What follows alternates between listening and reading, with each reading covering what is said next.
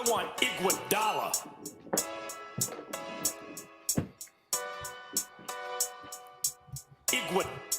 Iguodala.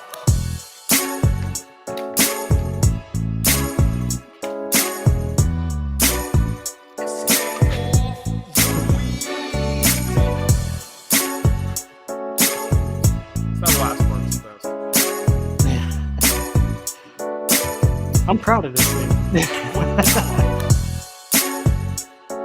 Some of my best work. All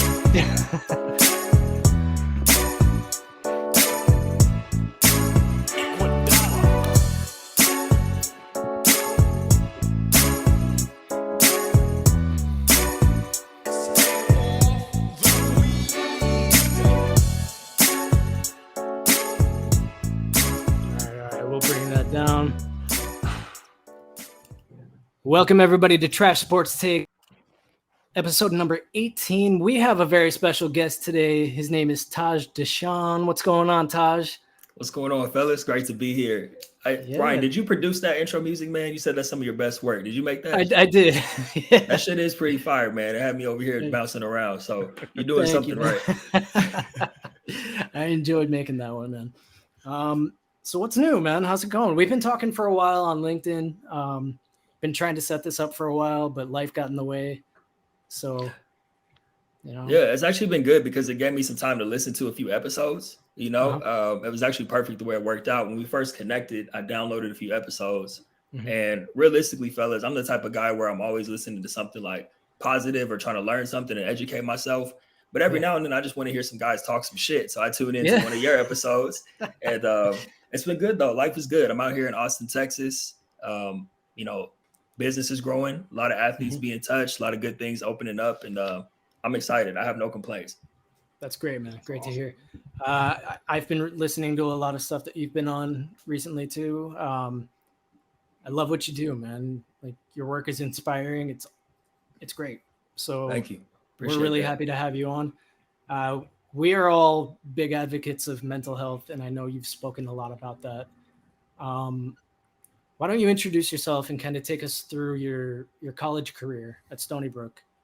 And then, we'll talk about that and then just kind of move forward after that. So for sure. That's a great starting point. I played corner and safety at Stony Brook. Stony Brook was not my first choice. Sorry to anybody from Stony Brook listening. I grew up on the West Coast. I grew up in the Inland Empire, San Bernardino County, which is like 45 minutes east of LA. So I wanted to go to a Pac-12 school. It was Pac-10 at the time still, but I was looking at ASU, University of Arizona, Colorado, Washington State. All those schools were expressing interest. Unfortunately, none of them pulled the trigger. So by the time my senior year came around, I was left with a handful of schools. Wasn't really digging any of them. But when I took my trip to Stony Brook, I was like, okay, this is cool. There's a train station on campus. Took you like 45 minutes to the heart of Times Square. And I was like, You know what? I think I can get down with this. So got to Stony Brook. It was culture shock at first. Like I said, I'm from the West Coast, being out there with not just New Yorkers, but Long Islanders, totally different breed of human being. So it took at least about a month or so just to adapt and get used to it. But, having great teammates, it made it a lot easier. Those guys are still some of my best friends to this day. Just to kind of keep a long story short, I didn't have a great career at Stony Brook. And then that comes down to a few things. Everybody blames the politics, but at the end of the day, my attitude was pretty shitty. I think that I was so used to being the guy that when I got to Stony Brook and I was just a number, I didn't handle it well as a young 18-year-old kid.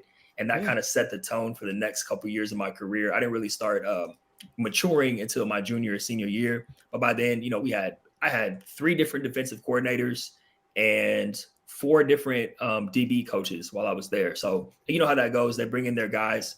So I never really got a shot. But by the time my senior year came around, I was like, you know what? I left it all on the field. And I was proud of the effort that I put in, which is the only thing that matters. I was happy with, what I was doing when I looked in the mirror. And so that's it. I came off a shitty career at Stony Brook and moved back home to the West Coast. And I found myself in a very weird spot, just, living on my own on scholarship for 4 years. Now I'm back home in my childhood bedroom, looking at all my little Pop Warner trophies. And that was a really the beginning of my journey, so to speak, because that was a really dark time for me. But I'll just leave it right there for now.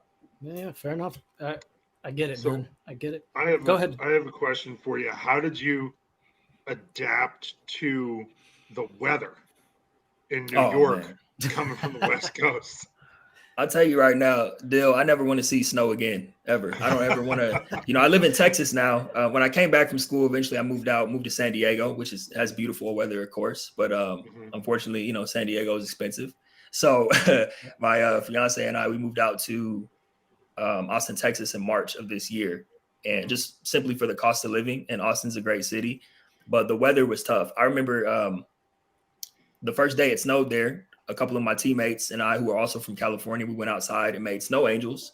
And then about 5 minutes later, we were like, all right, this is too damn cold. Let's go back inside. And then from there started hey, it's snowing outside. I'm not going to class today. I'm just going to sleep in a little bit. That's when that type of mentality kicked over. I got over the snow pretty quick.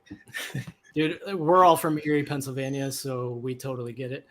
Okay. Yeah, we get tons of snow. Yeah. I never want to see snow again in my life. So. So of your time on the East Coast, though, was there what did you like about it over the West Coast? I mean, home is home. You clearly moved back out there because you prefer one to the other and it feels more comfortable. But is there anything that you wish you could have taken with you from the East Coast back to the West Coast? That's a great question. Definitely some of those diners, I will say this. I learned to appreciate it. At first it was culture shock. Aside from the weather, which I don't think I ever got used to my entire time I was out there, but the people, I think people just not in New York, but on the East Coast in general, just have a different type of boldness. Everybody where I'm from in California is pretty laid back, but I think being out there and being around such like transparent and, tough ass East Coast people, it helped shape me and give me a different perspective on the world. And so that's one thing. Great food, great people. I think it honestly made me tougher. And I feel like it added, like I lost my softness out there, I guess you could say, and I mean that in a good way because I came back like ready for the world, so to speak. And the East Coast will do that to you, as you guys know. Absolutely, man. I lived in New York for like 3 or 4 years. I know all about that, man. Hard times. It is, man. It is. So you said you went back home and you kind of went into a dark place. Can we talk about that a little bit? Sure. I basically had an extended college. And I say that because I was going through so much emotional turmoil that I was trying to mask it with just drinking all the time. I was back home with a lot of guys, a few other guys I played with in high school. They all went D1. And so we were all back home just trying to figure out what the hell we were doing. And basically like Thursday through Sunday, we were out drinking.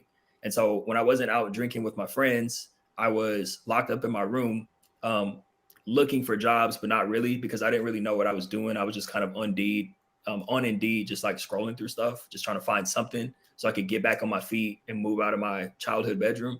Mm-hmm. But what that was coming from, what the drinking was coming from, was number one, I had no sort of preparation for what I was going to be doing after I played football. I was just happy to be there, happy I was getting a scholarship.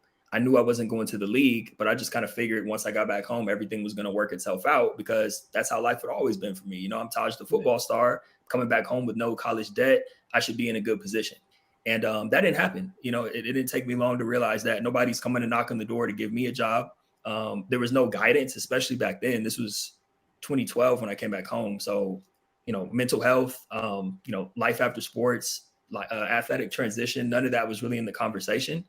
So yeah, that's the best way I could sum it up. A lot of isolation, and I didn't even talk to my family about it. A lot of isolation, just, not understanding how to cope or process, and a lot of drinking, a lot of smoking. Nothing wrong with smoking. I always say I might hit the blunt later tonight, but there you go. That's but yeah, that's what I was going through at the time. Yeah. No, and we all get that. We all understand. And we know that, as men don't speak up enough about mental health in general. And, to have somebody like you, openly talk about it. I hear you talk about it a lot on all the other podcasts that you're on, your own show, which we'll get into a little bit later. Go ahead, Brent. What do you got? A couple things with that story. Like, one, as you find yourself there in that world, and I mean, I wasn't a football star, but I definitely had that sort of post-college listlessness of not really knowing what I was doing and hitting up the bar with my friends. I sort of can relate to that. Was there like a point where things sort of clicked for you, or was it like this gradual thing where you just sort of became disillusioned with the life you were living? Yeah, it was definitely more of a gradual thing, Brent. It was the type of thing where I just got tired, man. I'm realizing like I'm hungover half the time. I'm depressed when I'm not drinking and when I'm not out. So I'm like, I need to take this athletic mindset, the thing that I loved about football, where I could focus and get better at something and just be able to pour my energy into something. I needed to take that same level of productivity and like dedication to my craft. And at the time, the craft was just like figuring out what the hell I was going to do and getting some money so I could get back on my feet. But it was a gradual thing where I started to, first of all, I stopped going out as much. You know, it was a slow tapering off. And then I started asking for help. That was another thing too. I started with my family, and honestly, it took me about a year or two to even do this. I was home for a whole year, cooped up in my room, not talking to anybody. But I started getting it off my chest. And at the time, I didn't really have the tools to explain what I was going through. But slowly but surely, I started letting them know, like, hey, I think I might be depressed right now. I don't really know what's going on. I just feel like a loser because, you know, here I thought I'm the first person in my family to go to college. So I thought I would come back home, you know, and somebody would just be waiting on me with a 6-figure job or something like that. I just thought that's how it worked. Like I'm set for life. And it was a struggle for me. And so once I started talking about that, once I started looking up to people, and the people I always looked up to were entrepreneurs, especially people who looked like me. So, you know, Nipsey Hussle is one. I got his little portrait back here in the background. That's good. Cleveland represent, man. You know, Nipsey, I had a lot of people who I was looking up to at the time, and I just started diving into not just motivational videos, but like watching people who were doing interviews and understanding how business works and adopting a positive mindset, and then really putting myself in position to get a job. And I had no idea what I was doing at the time. That's evolved over time, obviously, but I started getting really serious about only doing things that were going to put me in a better position in life. Okay. Yeah. Go ahead, Bill. So going off of that and kind of coming out of that funk, when you did that, you said you started talking to your family. Did you talk to any medical professionals about it? Like, did you get into like therapy or anything like that? Because I know that with me, the big thing was when my wife passed away, I thought, I got this. I'm good. I'm feeling okay. And then as soon as I tried to go back to work, it was like, I don't have this. I can't do this. And the first thing I did was I got into therapy, and that was the best thing for me. Did you do that, or was it more of a just kind of get out there and talk to your friends and your family? It started out with family. And then to be honest with you, Dill, I didn't have the balls to go to therapy. I remember, and I'll explain to you what I mean by that. I had a friend, and she graduated the same year as I did from Stony Brook, and she went on to be a clinical psychologist she started at Oklahoma, and she's at USC now. She's a clinical psychologist who works very closely with athletes. So I would have some one-off conversations with her, but she was actually referring to me. She was like, you need to talk to someone you don't know who is a licensed therapist. Like she was still doing her residency or whatever. She was like, go see this person and they'll take care of you. And I remember being on the freeway, getting off the exit, and I was about to pull up to the building to go in there to do my first therapy session. And she actually sent me some money to pay for it. And I pulled it to the parking lot, and I'm sitting there and I'm looking at the building, and I'm like, nah, I can't do this. And I just drove back home. And I think what it was is just not like, it took me a whole year and some change to be able to even talk to my family about it. So the idea at first of talking to a stranger about it just was too foreign to me. And you touched on this earlier, Ryan, where you were talking about like, you know, especially men being vulnerable and all that type of stuff. So yeah, to answer your question, Dill, it was like, I thought about it. I had people encouraging me to go get help, but I didn't go through with it. It wasn't actually until 2017 and that was, by that time I was 5 years removed from college, you know. I did this thing. Are you guys familiar with the Landmark Forum? Does that ring a bell at all? Landmark Forum? No, not for me. I've not heard of it, no. It's basically like a personal development type thing. Like there's a room full of people, and there's one person who's like the coach, and you can go up to the microphone, and they have like a microphone on each side, and you can kind of share what you're going through and what you're experiencing, and they'll coach you. So you get to learn through other people. And the whole time I did it, I didn't go up there and speak. I was just learning through other people. And I found myself during the breaks, like going out into my car and crying because of what I was hearing through other people. So that was really like my first dose of actual therapy. And I did do some one-on-one coaching with some of those people in the Landmark Forum as well, but it took time, it took a lot of time. So I went on a tangent, Dill, but I hope that answers your question. No, that's That's tangents away. All right. That's all we do here. So I've heard. Just be grateful Jake's not here. Because I do know one thing that we really strongly advocate for is, especially with men, it's really hard for us, A, to admit that we've got a problem, and B, being willing to talk to a professional about it. And I think that was my issue. Was I didn't want to talk to anyone about it. I was like, I'm fine. I don't need to talk to a therapist. What are they going to do for me? I'm going to be bawling in front of somebody I don't know. And it's like you said, I can't go through with this to go and talk to this person I don't know. But I think the benefit from it, at least in my case, was this person had no preconceived notions of what was going on. So you can just let it out, and they're going to ask you questions you never thought of. So just being able to hear these things, and like you said, hear about other people.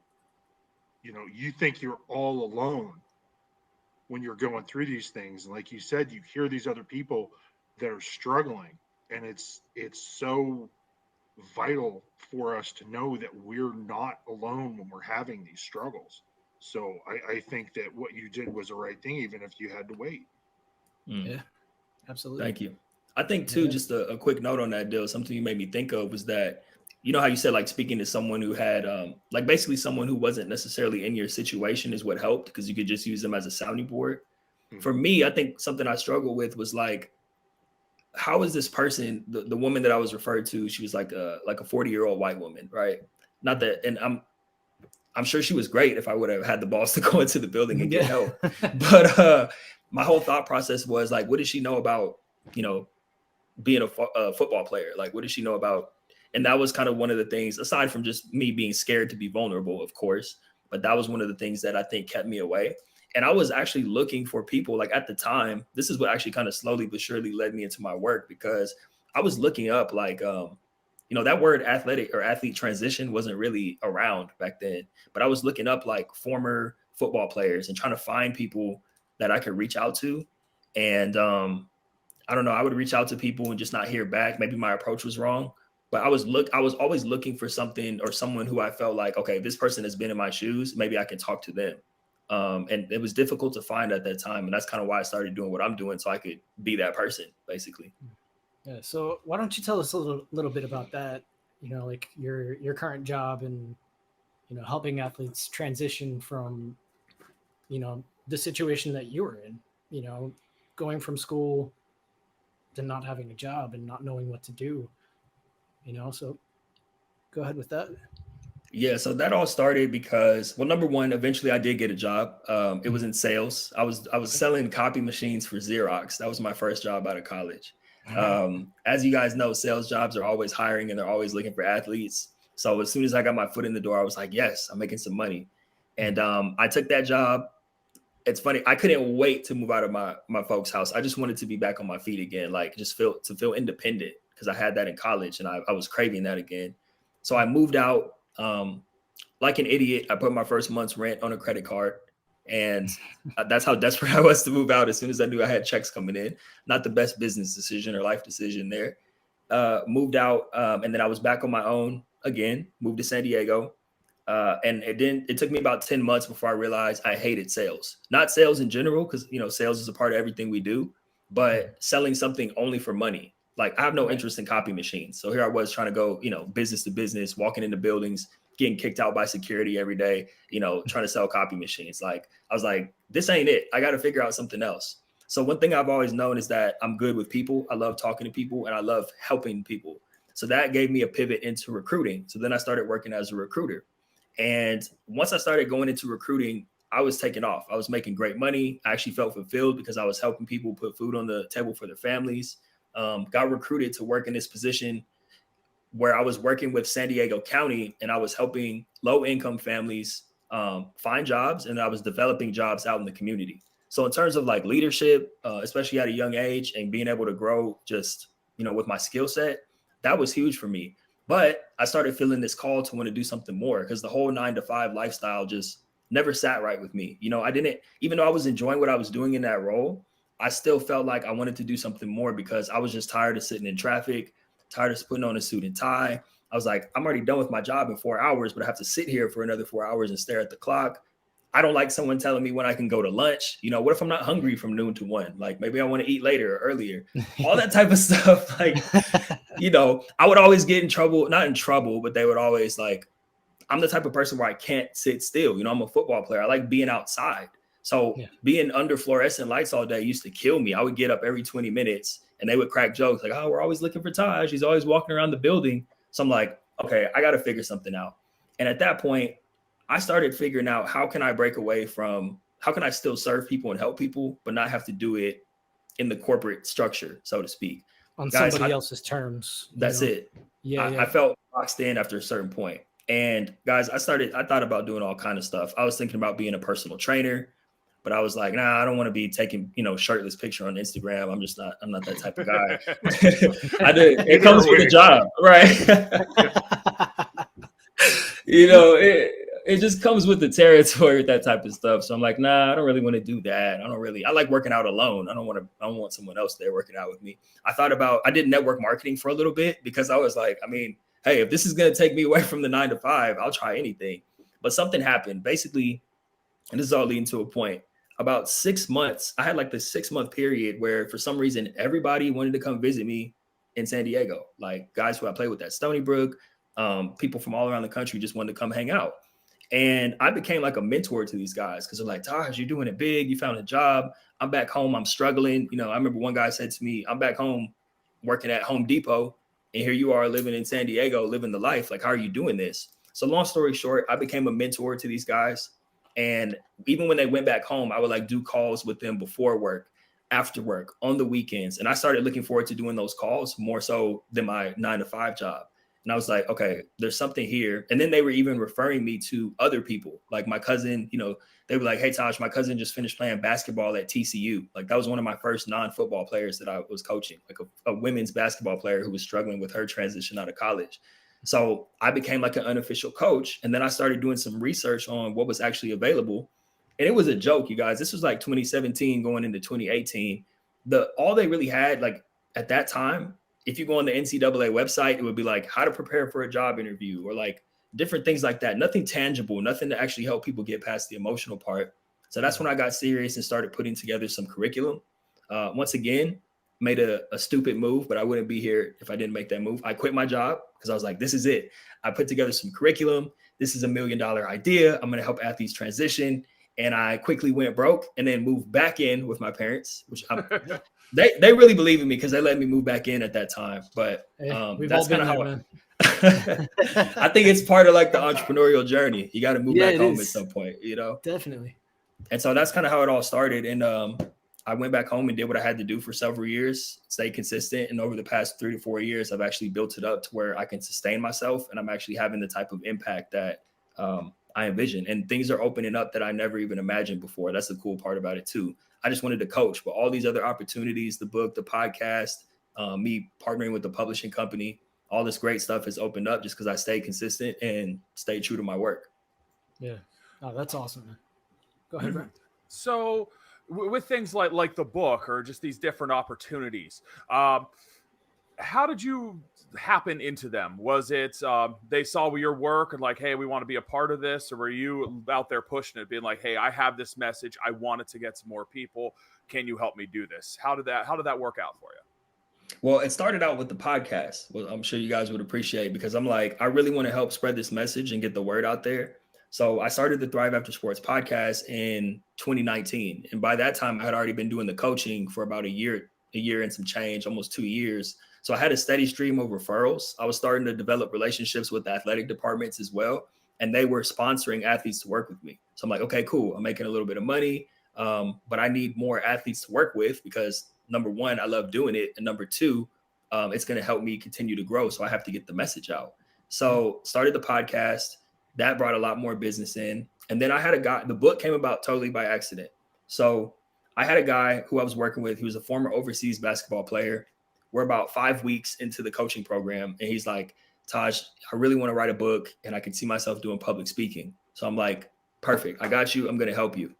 And I'm the type of guy where I'm not, I know I'm not the end all be all. I didn't know anything about books at the time. So I started doing research. Like, who can I connect this guy with who has written a book? I found this company, Self-Published in 30 Days, number one self-publishing company in the world. They did a book for my friend, Joy Walker. And I thought her book was really well done because it's self-published, but it doesn't look like one of these self-published books that you see on Amazon that just kind of looks like a brochure or like a church pamphlet. KPIs or whatever. You know what I'm talking about? Yeah. This was an actual book. And I was like, wow, this is legit. This company's doing great work. So met the founder on LinkedIn, scheduled a call with them, got the book done for the client I was working with, the overseas basketball player. I built a connection with the owner of the company, Darren Palmer, because he played football. He's about 10 years older than me, but he played football at Stephen F. Austin back in the day. So he was like, hey, man, love this work that you're doing. This is awesome. I struggle with this too, but I didn't have a word for it back when I was playing. And he just became like a business mentor to me. And so I wrote my book, published the book through the company, ThriveAfterSports. And then as our relationship went on, our business mentoring relationship went on, he was like, hey, man, what do you think about coming on board as vice president of my company and essentially building out an athletic division, overseeing any book projects related to athletes? And I came on board officially. It's been almost a year. September of 2020 is when I officially came on board. And we've cranked out a lot of books, a lot of book projects since then. Awesome. So thank you. So you got another one coming out too, right? I do. Yeah, this one right here. I know it's probably backwards on my screen, but this is Athlete to Entrepreneur.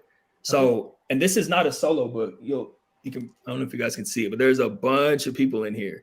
Athletes from all different sports, all different walks of life. They have all different types of businesses. My goal with that book was to do a collaboration project where it's not just me, but 20 other former athletes turned entrepreneurs, and they're all telling their story. They're talking about their transition. They're talking about, how they were able to build a business and what it's been like, some of the ups and downs. And my goal with that book is really like for that next generation of athletes to see like, hey, it's not just, I always say it's not just LeBron James who is like taking off with, his entrepreneurial ventures. It's everyday people like you and I, people who went to schools you probably you've never even heard of, but athletes make great entrepreneurs. And I want that book to be like a testament to that when people are reading their stories. Yeah. And I've seen some interviews you've done with some of the other authors in that book. And I can't wait to get my hands on it. I'm going to check it out. I love the work you do. I think it's incredible. Thank you. Yeah, man. So what's next for you, man? What else you got going on? Is anything new in the works? Yeah. So just, and it's actually perfect. Like you said, I know you've been traveling the world, Ryan, Mr. International, you know what I'm saying? So if we would have done this interview sooner, then I wouldn't be able to share with you that Stony Brook, as of last week, just officially made my book part of this book. They officially made ThriveAfterSports part of the required reading for the life skills course. So all athletes who go through the life skills course, that book is now on the syllabus. And basically I have an agreement with them where every semester they're going to order X amount of books so that the students can have it. And then it's summer classes as well. So both semesters and then summer classes, they'll have it on the syllabus. So that's been huge. And I'm looking to do that with, as many universities as possible. Obviously it helps out that people go ahead, Brent. Oh, no. That's just me saying next, but it's actually a question on Stony Brook then. We have our hand signals. Yeah, when we do that, because we don't want to shout over each other. So that's right. saying I want next question. If I see you guys do that, I'm just going to shut up because I go on tangent. So it's on you, Brent. No. You go off, man. We want you to go off. You're saying great things. We just spout nonsense, man. Go. I'll wrap it up with this, Ryan, because you asked me what I have going on. So that's the big news that just came in last week for Stony Brook. It's official. They already ordered their first batch of books for the fall semester. Aside from that, I'm partnered with this nonprofit called Athlete Soul, and that's founded by Miriam Glass. So Miriam Glass is actually, she's a contributor to the Athlete's Entrepreneur book. She's a former Olympian, two-time Olympian, actually, Olympic swimmer. Her nonprofit Athlete Soul does exactly what I do, helps athletes transition. So now I'm able to not only get the sponsorships from universities, but I can get scholarships from Athlete Soul because they have to show that they're using the grant money to be able to serve athletes. So I can coach athletes through Athlete Soul and get compensated for that as well. And then the other big thing, I'll wrap it up with this, is my role with Self-Published in 30 Days, of course, has enabled me to help a lot of former athletes, not just people I'm working with, but like people who are also in a similar space with me, help them get their books done. And now also I'm doing other, so just like Athletes Entrepreneur, I'm overseeing, I think we have like 11 different projects right now and counting, 11 different collaboration projects. So just like I've spearheaded Athletes Entrepreneur, there's a bunch of other great people who are spearheading collaboration projects, and they each have, 10, 15, 20 different contributors to their book. It's not just all about transition or entrepreneurship. Some people are writing about stuff that's totally different, but I basically am becoming like the, the Quincy Jones or like the DJ Khaled of like the athlete space, where I'm just putting all these people together to work on projects. So that's been pretty cool. Another one. Another one. Exactly. Yeah. Well, Exactly. I mean, it's obvious that you've, gone from your parents' basement or parents' house, your childhood bedroom, and now you're doing amazing things. So, I give you props for that, because it's tough to get out of that situation, man. Like, we've all been there. So yeah, hard times. Go ahead, One Brett. thing I like about your story so far is it sounds to me as if when you see another opportunity that is, in addition to what you're doing, you jump on it and you make the most of it. Now, you mentioned about your alma mater there, Stony Brook, having your book as, required reading in a class that might not, in life skills, because they realize what you bring to the table with that. Is that something where they sort of found you on that, or did you reach out to them? How did you start on that whole venture of providing the books to colleges like yours and hopefully more? Great question, Brent. And the answer is I put myself in position. Someone from Stony, so the Alumni Association actually reached out to me, and there's this guy, his name is Isidro Fortuna. I've had him on my podcast. He goes by Izzy. He played baseball at Stony Brook, and he's now the director of life skills at Stony Brook. And it's crazy because when I was in school, they didn't have directors of life skills. That wasn't even, that was an afterthought. They have the advisors or whatever to help you with the credits, but no one to help you get prepared for life after.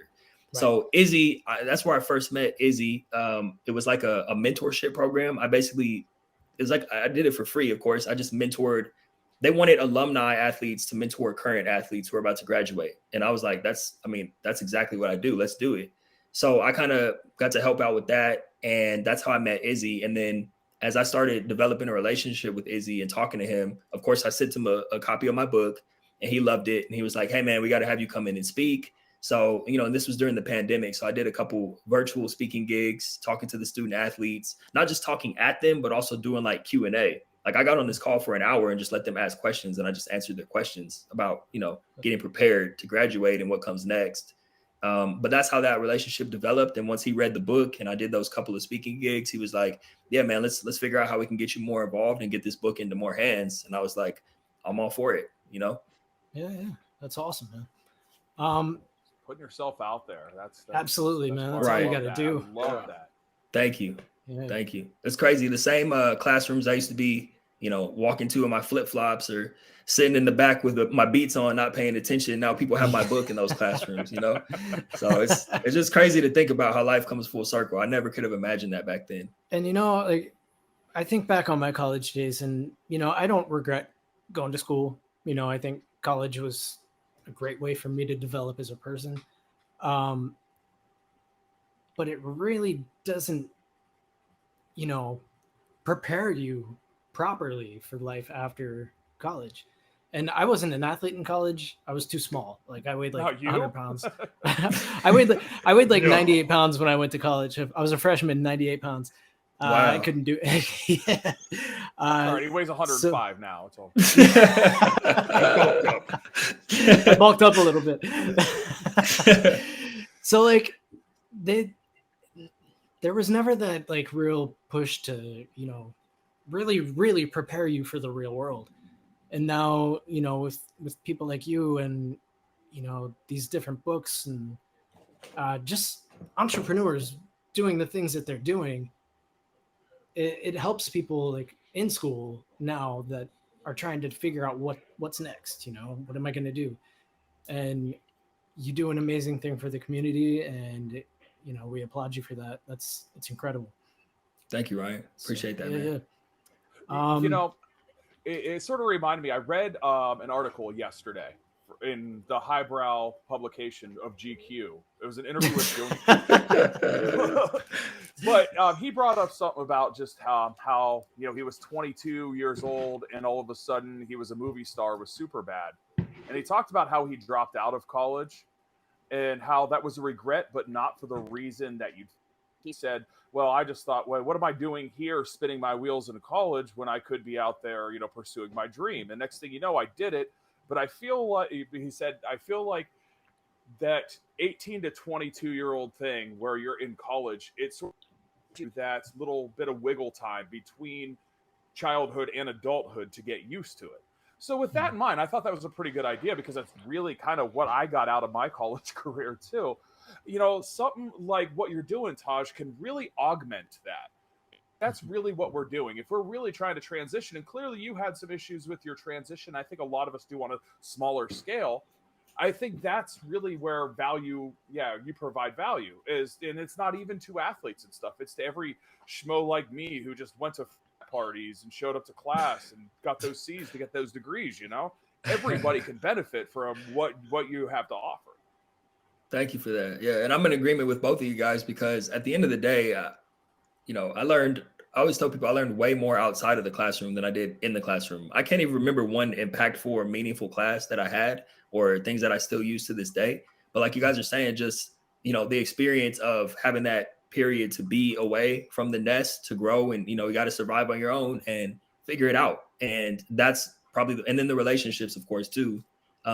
That's the most meaningful thing I got from college. And then when it comes to, like you guys are saying, helping not just athletes prepare, but students in general prepare, or like college kids in general prepare. I think the example I would want to set on that front is like, you don't have to just, first of all, you don't have to have it all figured out because who really does? Yeah. I mean, what percentage of people have their lives figured out by the time they graduate? I'm 36. I don't know what the fuck I'm doing. I'm 44, man. Yeah, 39. Just left the defense industry, and I'm driving like Uber. So yeah, right. So here we are. We're all still figuring it out, and it's one of those things where like that's the example I want to set. Is like you don't have to just I got this degree. Of course, if you're going to be like a doctor, or a lawyer, or marine biologist or something, you need to be paying attention. But if you're just going to float through college, whatever, you can figure it out on the fly and just learn from people and learn outside the classroom. Because, my Italian literature class or Asian history class, it's not really doing me much good right now. Neither is my calculus class. So here I am. Yep. I got a theater degree. For critical thinking, I suppose. But I do sort of have a follow-up on that because, I mean, obviously, Taj, we only really know intimately like our own realities.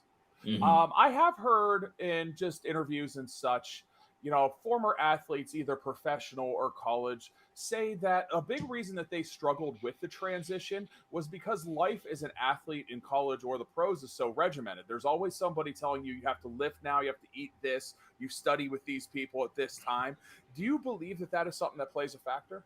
Oh, 100%. Yeah. Not having that structure after you graduate, it's almost like you have too much free time on your hands and then you don't know what to do with it. And that is a major contributing factor to being lost. It was for me and it was for, any athlete I've talked to, is your entire life, like you said, Brent, is just you eat, breathe, and sleep your sport.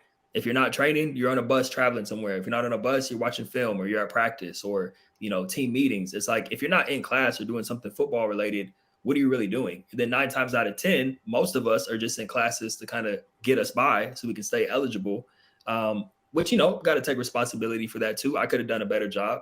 But when it's all said and done, to your point, Brent, it's just there's not enough time in the day to prepare or have a clear vision for what you want to do. I mean, if students in college who aren't playing a sport barely have time to figure out what they want to do or what they want to do after they graduate. Imagine, you're doing 12, 14, 16-hour days with a sport as well. So that's one of the major challenges for sure.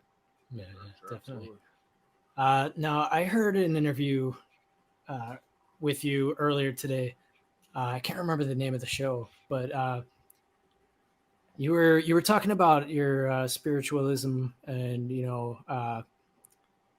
trying to like really find yourself, and you experimented a little bit with DMT and mushrooms, and I hear Mike Tyson talk about that stuff all the time. Every interview he does now, he goes off onto DMT, and everybody's like, "What the fuck are you talking about?" The toad. He's always talking about the toad. Yeah, it's like, "You ever had the toad?" Everyone's like, "What the fuck are you talking about, dude?" But I'm very curious to hear a little bit more about your experience with that, and like how like that helped you spiritually. Because I know it's like, from what I've heard, it's intense. Yeah. Before I even go into anything, have you guys tried any of that stuff? Like I've acid never or done DMT mushrooms. or mushrooms? I've done I acid, tried but- I tried acid years ago, and What, in smoked a Woodstock? lot of You pot. old? I respect Yeah, Woodstock, 10 years before I was. Woodstock. We like to make fun of Dill for being like ancient, so Yeah, 'cause I'm it's fine. 5 years older than they are. I was gonna say, I thought Dill was 44. I thought you were 44, Dill. It's not. They're like, damn, it's not that old. No, like Born in the 70s, man. See what I have to put up with? You wonder why. I he have says problems he with my says mental 44, but he was born in 44 is what he meant to say. Oh, you guys are ruthless, man. health. Good thing you're in France. Yeah, come get me, buddy. Hey, he was So, there during yeah. the revolution. It's a rough place. You won't go back. The French Revolution. All right, enough of this. So yeah, if See you that. want to explain the DMT and your experience with mushrooms and stuff like that, like we'd love to hear about that a little bit more. Yeah, for sure. So I think Joe Hawley was the episode that you listened to. Joe Hawley, he's a former NFL yes. lineman. He retired with the Bucks. I can't remember who he played with before, but he's heavy into that shit. And he interviewed me just about my experience with that.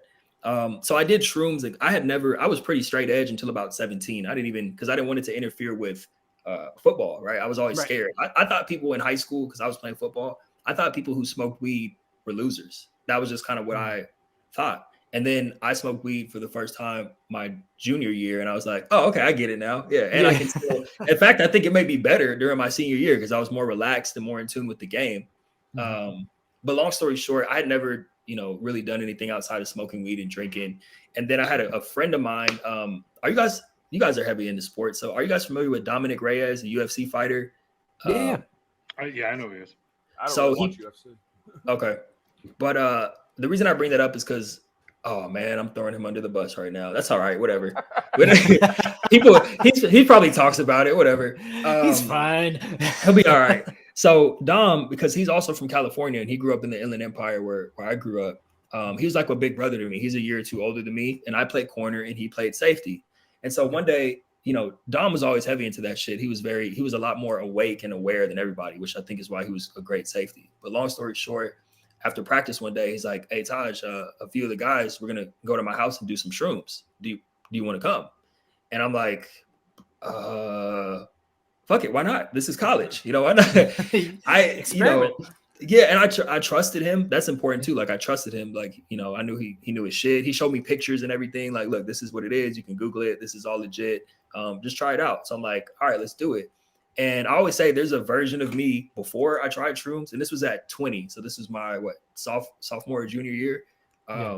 There's a version of me before and a version after, because what I experienced during that first trip was I had like a religious experience, nothing crazy, but I felt, this sounds cheesy, but it was so profound at the moment. It was nighttime. We were outside, a fall night in Long Island, and we're off these shrooms, just walking around barefoot outside in the woods.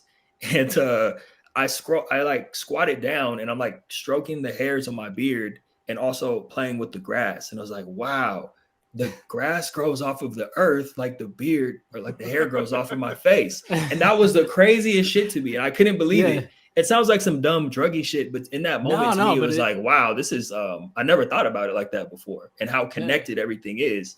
And then I actually felt like, I felt my ego dissolve a little bit. So I just kind of felt the presence. So that was that.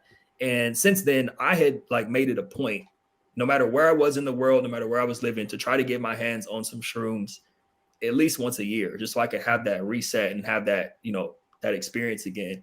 I tried acid one time. It was cool. This was when I was like, you know, a couple years removed from college. It was okay, but I always gravitated back to the shrooms. So I only done acid once. And then the acid. Yeah. Yeah, I was terrified. I didn't think it was going to go away. That was the problem with me. Yeah, it sent me on this like wild.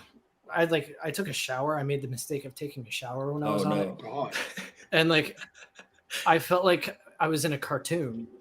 And I was like, this shower is never going to end and I'm going to die. The best advice I've ever given anyone was my nephew went to college and I said, look, people are going to offer you stuff. If it comes out of the ground, it's probably okay. If it comes out of a lab, you shouldn't put it in your body. Great advice. And that's how I've always felt about that sort of stuff. Yeah, that's great advice. Because acid scared me. I had a rough experience with it too. I enjoyed it at first, but I got scared because it lasted so long. It was 5 a.m. and I couldn't go to sleep. I would like close my eyes for a second and think it was over. And then I would wake up like, oh my God, I'm still on fire right now. What is going on? So that was my last time with that. But I've done shrooms probably at least once a year. Okay. And then DMT, that actually just happened last year in 2020. And that was, I'm still recovering from it, to be honest with you, but it was. That's what Mike says too. He's like, I feel like it was yesterday. Yeah, I love that. I love Hot Boxing with Mike Tyson, and I actually love when he talks about. So he did the Toad, which is I don't know I think that's 5-MeO DMT. I did the other one, the one that it doesn't come from a toad. I guess I don't know how they make it, but that was a profound experience because like the thing with shrooms is I feel like you drop your ego and you can exist as a human being without an ego, but you're still here. You're still kind of existing. You just love everybody. You feel overjoyed. When I did DMT, I didn't exist anymore. And that was the part that fucked me up because I was like, I actually thought I died. So, and I had just come out with my book. Brent's face is cracking me up right now. Brent, you No, but it's amazing. I'm loving this so much, man. And keep I heard you say that. Keep going.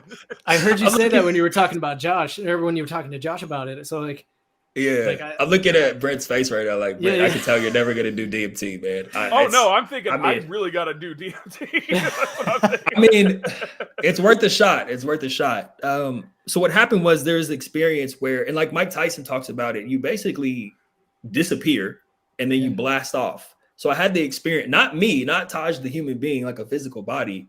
My consciousness was traveling through time and space at the speed of light. So that was the first thing. But that was actually kind of enjoyable. And then I started to like, once I realized that I had the experience, okay, I don't actually exist. Like I'm nothing and everything at the same time. And I know that sounds, once again, kind of weird.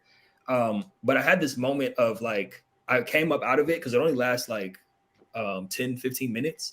Okay. So I came out of it and I'm like, and I was with some really good people. And my fiance was there too. She did it first. And you had a facilitator there too, also. Yes. Yeah. So my fiance did it first. And I don't know, I think just women are just better at letting go and kind of just surrendering and all that, because she had a beautiful experience. She came out of it. She was like crying tears of joy. And then I'm like, okay, me next. I want that too. And then shit got scary. So I did it because I'm not as free to just let go and just willingly just die and not exist anymore. I did it next and had that experience of blasting off. And then I came out of it and I was like really happy. And I started crying and, you know, I was giving the people in the room a hug and I just kept saying, we're here. And other people started crying. It was great. And then the facilitator looks at me and he was like, Taj, I think you can go deeper. And I'm like, okay, well, don't threaten me with the good time. Let's take another hit. So I lay back down on the floor. He loads up the bag and we were smoking out of a volcano. I take another hit and then I blast off again. But then it got scary because I actually thought that I died. It was that I had the experience of it, like not in a painful way, but just like I actually don't exist anymore.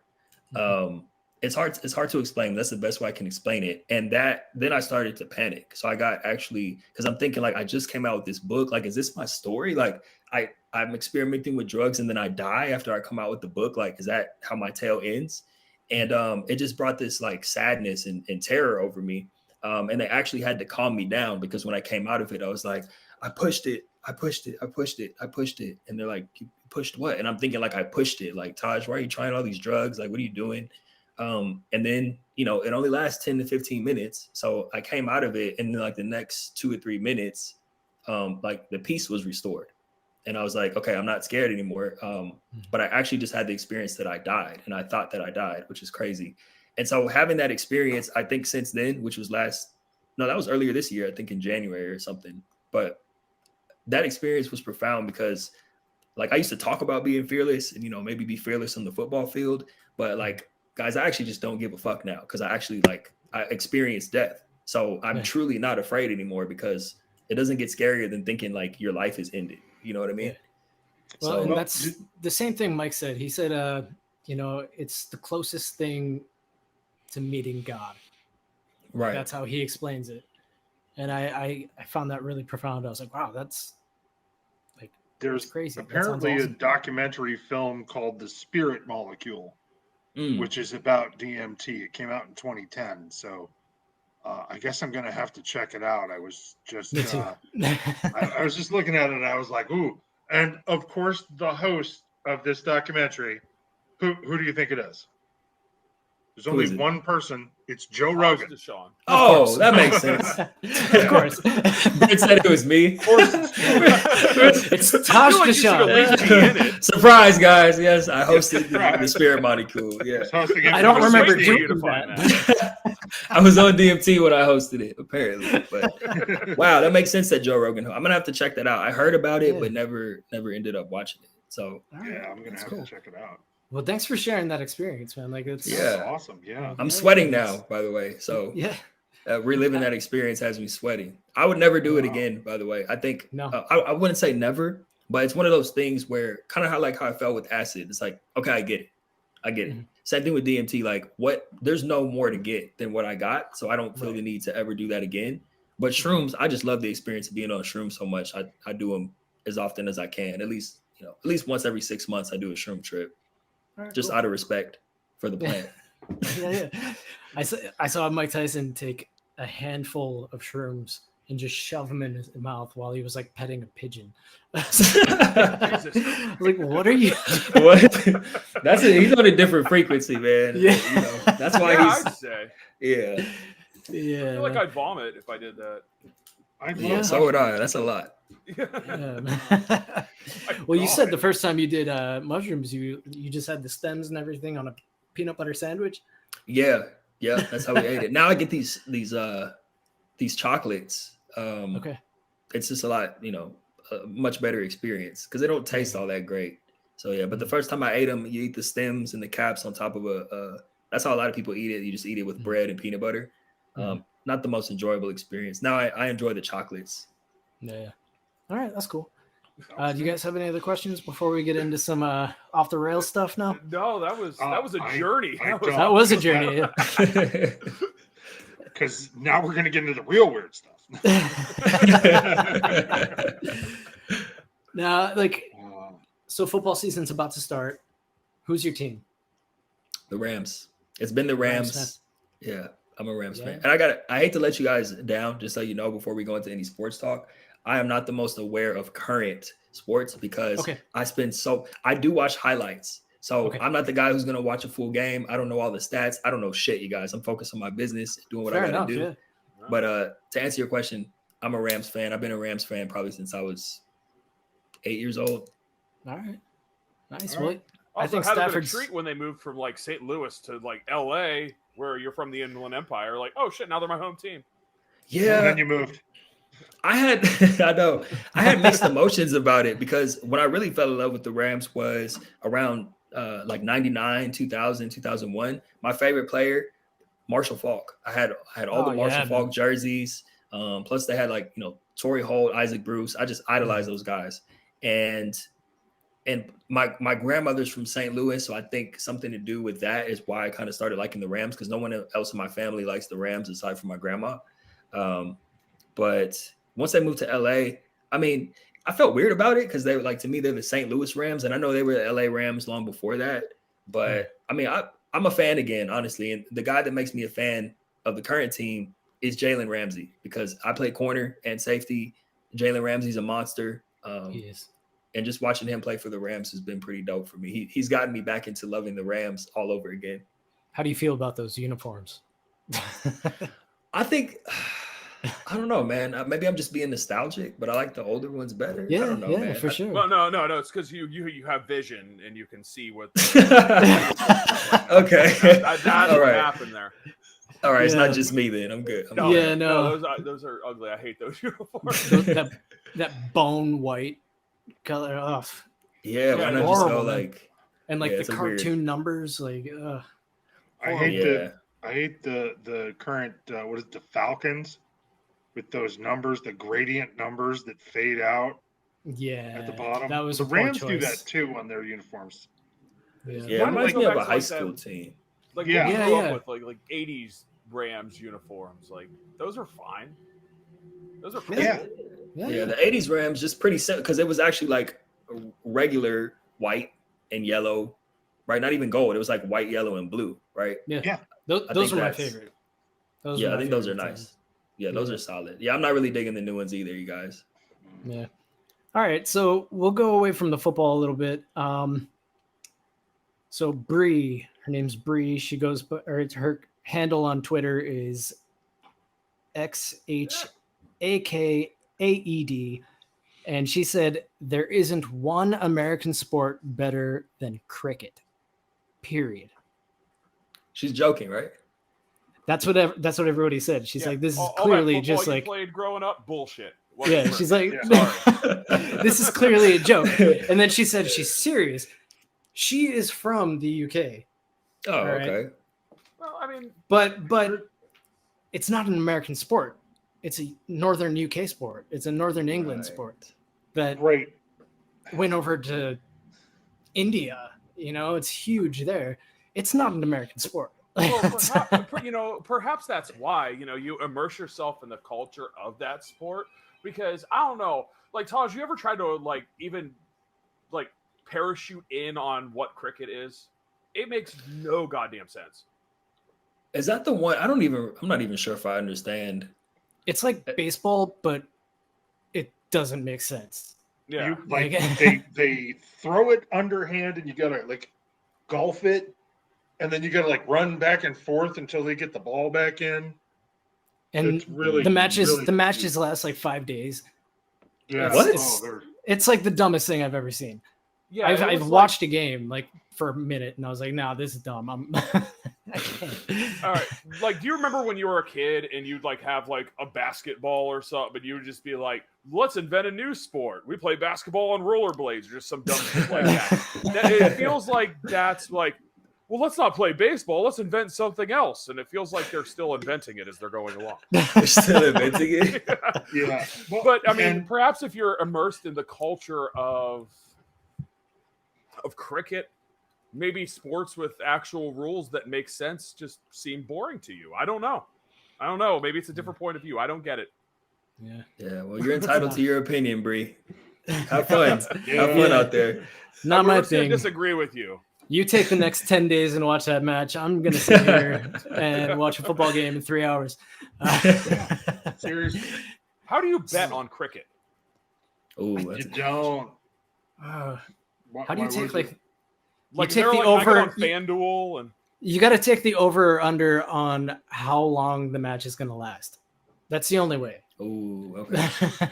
Is it going to last 5 days? Is it going to last 3 days? I don't know. So, do they take breaks, or is this like an ongoing game where people sub in, or I mean, they go to They take sleep and breaks, wake up like- the next day, right? Yeah, But they yeah, keep yeah. score. Yeah. Yes. Which we don't know how works. could you imagine that? Like, oh man, I got tickets to day 7 of this cricket match. Should be pretty close to the end. Hopefully, we see some fireworks.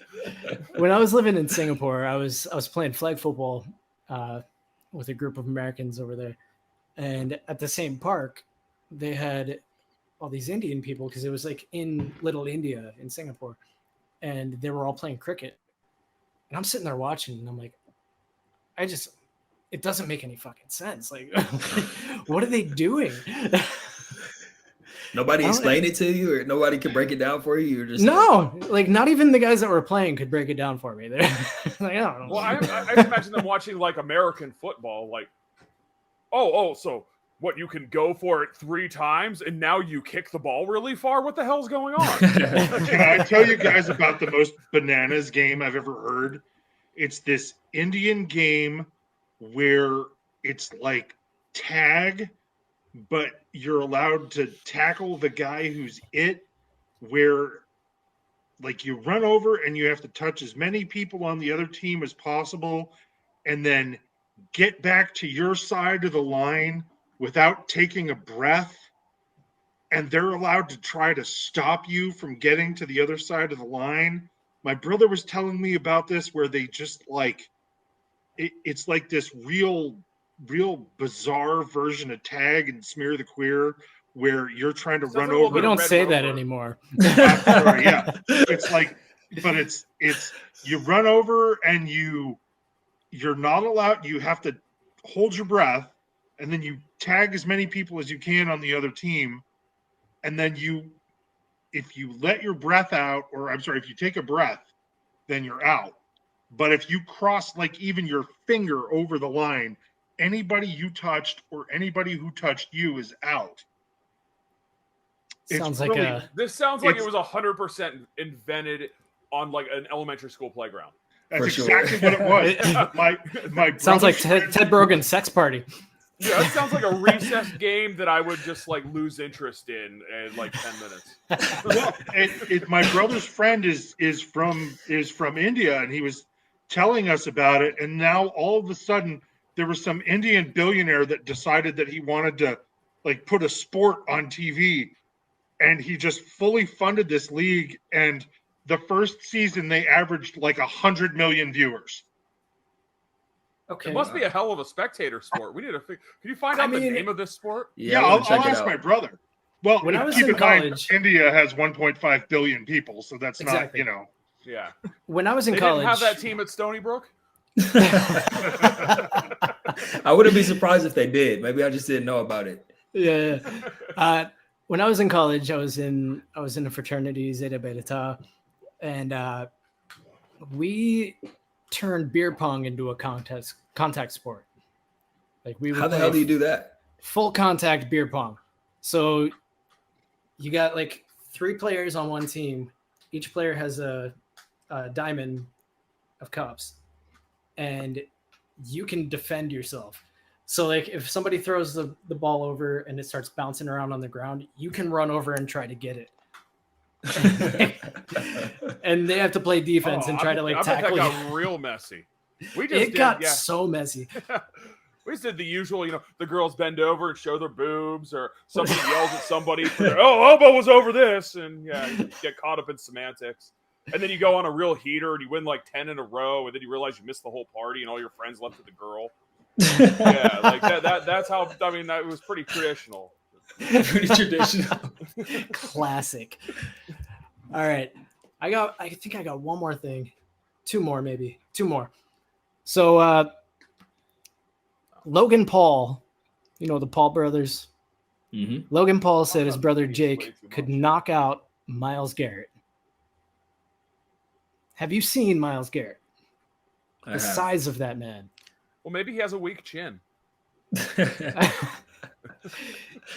That man has like muscles where muscles don't belong. Like it's ridiculous. I got to give it to those guys, man. I do too. Paul brothers, they're doing a hell of a job of promoting them. They've revolutionized the game when it comes to promoting. I think they made it. They put a lot of attention back on boxing too, which is. Yeah. I mean, they made it different. I can't knock them. I know they do it. They're trolling half the time, but yeah. I mean, shit, it's working. Whatever they're doing. The fight's coming up this week, right? With what's his name? Tyron Woodley. Woodley, yeah. Is it this week? I think that's this weekend. I gotta check Tyron that out. Woodley, that's a bad idea. Really? Yeah, That's well, a fight that's happening? it's Jake Paul. Jake Paul's the better It doesn't boxer out of the matter. two. Yeah, but I'm pretty sure Woodley's got this one. Yeah, that's a really bad idea. Why would you do that? I don't know. No. I'm really worried now. Yeah. And I don't think that one is how some people call the fight with Floyd fixed. I think Woodley's gonna be in there trying to do some damage. So He it could wants get to. ugly really Yeah. fast. Yeah. There's eventually going to be one where where one of these Paul brothers just gets destroyed. Like it's going to happen. Yeah.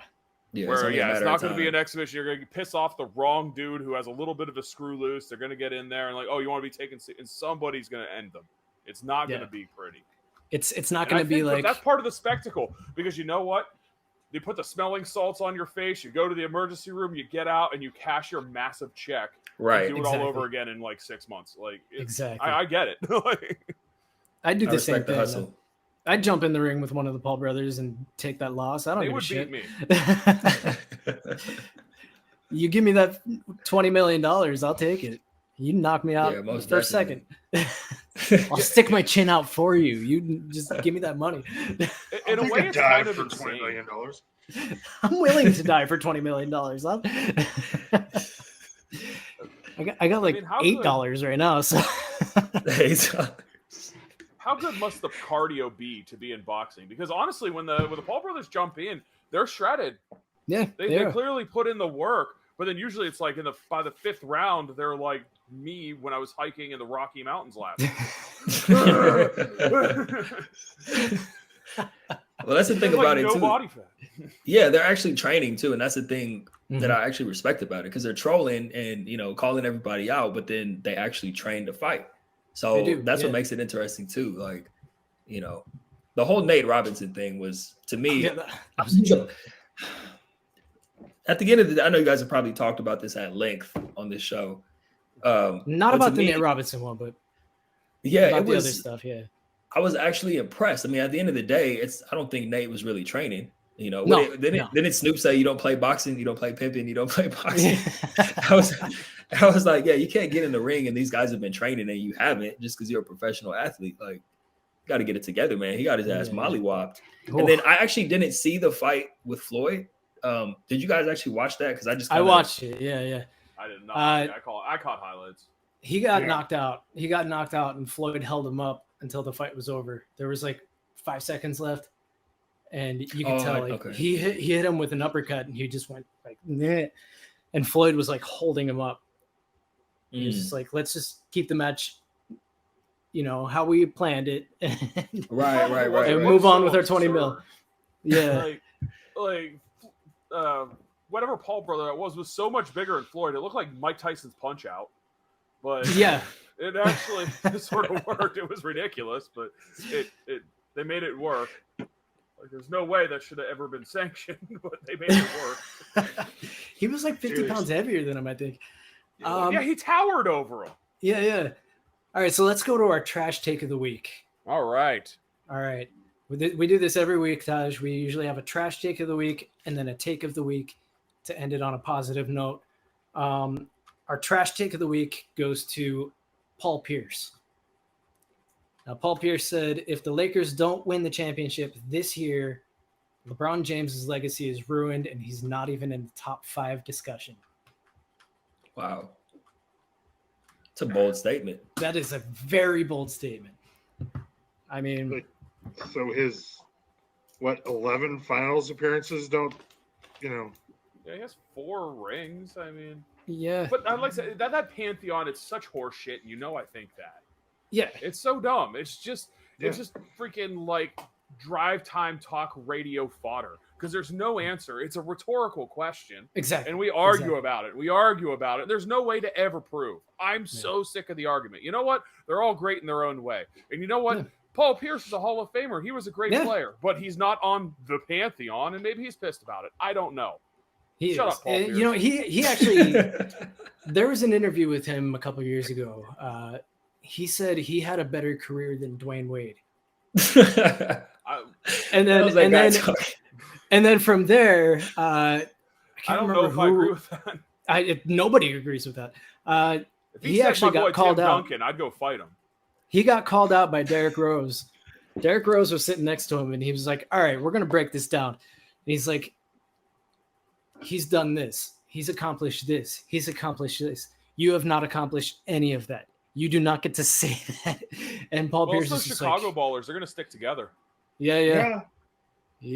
Oh, that's Man. great. Yeah, I enjoyed that one. Quick question about Paul Pierce. Oh, sorry, I don't mean to interrupt. No. Go ahead. That's why you're on the show, man. Yeah. You All jump right, in, cool. man. Quick question about the Paul Pierce statement. I'm wondering why he's saying that. I'm out of the loop a little bit, you guys, especially when it comes to basketball. Why is he saying this year specifically? Like, if they don't win it all this year, what is they it went about out this and year? like Russell Westbrook and like KD a bunch of guys and- who were really good like 6, 7, 8 years ago. Like they have Carmelo now, and who else they have?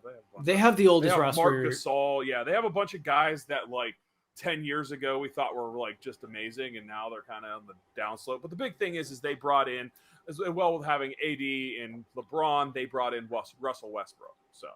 So that's Is there another? Is there a bigger super team right now than the Lakers? Oh yeah, I would say the the Nets. The Nets have KD, Kyrie, and Harden. Okay, You that's know, how out of the like- loop I am. I didn't even know that, you guys. Yeah. And it's like that's such a ridiculous super team, and honestly, like I don't know, man. Like super teams started how many years ago, and nobody wants to admit it. And Paul Pierce was on a super team. Right. Yeah, have He you was ever on a noticed super that team. every good player that got drafted by another team back way before we were born ended up being a Laker? That's true. Like Kareem was a Buck, guys. Yeah. They always wind up in LA. Yeah. Yeah, they do. Yeah, And shut the I hell think up, man. our take of the week this week is going to be Taj Dashaun. Everything you've talked about today, it's been great. We've loved having you on the show. Your experience and helping all these other athletes out, just find themselves. And you found yourself, and now you're helping other people do that. And for me, that is the take of the week. So keep doing what you're doing, man. Like, Yeah, that it's was incredible. Great. Yeah. Completely so- agree, man. Anybody who makes an entrepreneurial decision based off of the fact that I want to help people, shit, you got my respect, Taj. Seriously. That's Yeah, the kind of absolutely. entrepreneur Thank you. I want to stand behind. That, and you told me about some crazy new drugs I need to try. Take it slow, Brett. Take it slow, man. I don't want to hear any crazy stories about you, man. Oh, Next you week, he's always doing have stories mushrooms about me. and DMT. Oh my God. Hey, well, I Wait till you appreciate hear- that. oh yeah. Man. Yeah. Go ahead. Go ahead, Dale. I'm sorry. No, I gotta just hold wait on. till you hear the story about him taking his pants off and trying to climb in the delivery window at McDonald's when he was in I was college. drunk. It was my birthday, and I was 22. I think you get a pass on that, especially at 22, and it was your Yeah. birthday. You get a Yeah, pass. You Yeah, do, it wasn't you like a few weeks ago or anything. do. Well, that was We know something him. else. That was Alright. something else. We'll get into that another time. But I Taj, just do you wanted have to say- anything else you want to say? Yeah, go Yeah, ahead. I just want to say thank you guys, and I'm honored to be the it's the not the trash sports take, but the sports take. You- I'm The take of the week. the take of the week. Okay, Yeah, I'm yeah. honored and appreciate you guys having me on the show, Ryan. I know I've chopped it up with you a little bit on LinkedIn, and Yeah, but Dill and Brent, you guys are awesome. I feel like we're all in the room together. It's one of those. I've had a good time, so yeah. definitely appreciate you, and I'm sure I'll be in touch with all you guys because I want to. Yeah, for I sure. got some stuff I'm working on that I like to loop everyone in on, and we'll be in touch for sure. Appreciate you, fellas. Love what you're That doing, sounds great. and like Yeah, I thank said, you, I'm man. honored to be on the show. This has been a lot of fun. Yeah, We're we'll honored have to you have back you, on man. another time sometime, man. That'll be cool. Anytime, just say the word. All right, brother. Thank you so much for joining Thank us. you so much. All right, thank you guys. You have a good one. We'll talk soon. All right. You too. You Take too. care. See? Take it easy, everybody. We'll be back next week for Trash Sports Takes number 19. And we are out. Thank you, guys. Peace. See you Peace. guys.